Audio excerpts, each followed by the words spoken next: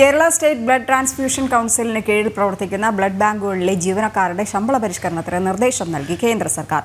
Blood ബാങ്കുകളിലെ കരാർ ജീവനക്കാരുടെ ശമ്പള പരിഷ്കരണമാണ് കേന്ദ്ര സർക്കാർ നടപ്പിലാക്കിയത്. കേരളത്തിലെ ബ്ലഡ് ബാങ്കുകളിലെ കരാർ ജീവനക്കാരുടെ ശമ്പള പരിഷ്കരണത്തിന് കേന്ദ്ര ആരോഗ്യ മന്ത്രാലയത്തിന്റെ നിർദ്ദേശം. കേരളത്തിലെ ആരോഗ്യ വകുപ്പിന് കീഴിൽ പ്രവർത്തിക്കുന്ന സ്റ്റേറ്റ് ബ്ലഡ് ട്രാൻസ്ഫ്യൂഷൻ കൗൺസിൽ ഉത്തരവ് നാളിതുവരെ നടപ്പിലാക്കിയിട്ടില്ല. ഈ സാഹചര്യത്തിലാണ് കേന്ദ്ര ആരോഗ്യ മന്ത്രാലയത്തിന്റെ ഇടപെടൽ.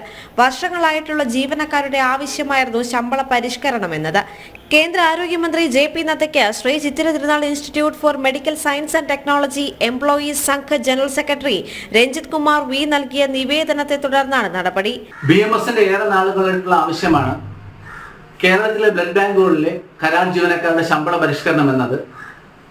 BMSന്റെ നിവേദനം പരിഗണിച്ച് കേന്ദ്ര സർക്കാർ ശമ്പള പരിഷ്കരണം എത്രയും വേഗം നടപ്പിലാക്കാൻ കേരള സ്റ്റേറ്റ് ബ്ലഡ് ട്രാൻസ്ഫ്യൂഷൻ കൗൺസിലിന് ഉത്തരവിലൂടെ നിർദ്ദേശം നൽകിയിട്ടുണ്ട്.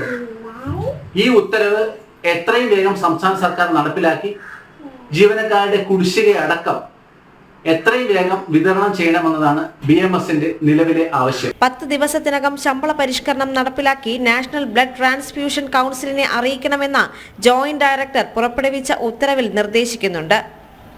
ജനം, തിരുവനന്തപുരം.